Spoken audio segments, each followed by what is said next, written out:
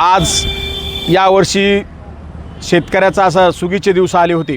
सगळी पिकं चांगली होती, पण निसर्ग कोपला आणि भयानक अतिवृष्टी झाली आणि त्यामध्ये शेतकऱ्याचं सर्व काही वाहून गेलं आणि जे आहे ते सगळं नासलं।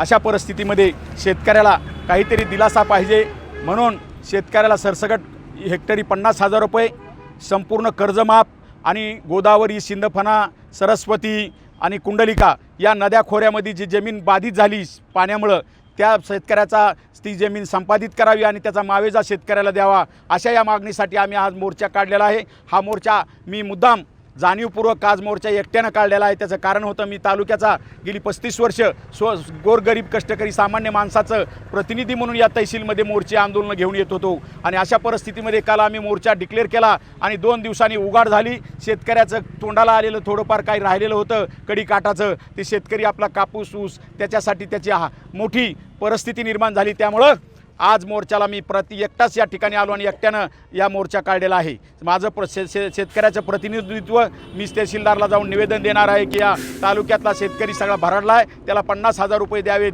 त्याची संपूर्ण कर्ज माफ करावं आणि या सगळ्या गोष्टीसाठी हा मोर्चा आलेला आहे। तरी आपण या मोर्चाला आपण सर्व आला त्याबद्दल सर्वांचं अभिनंदन।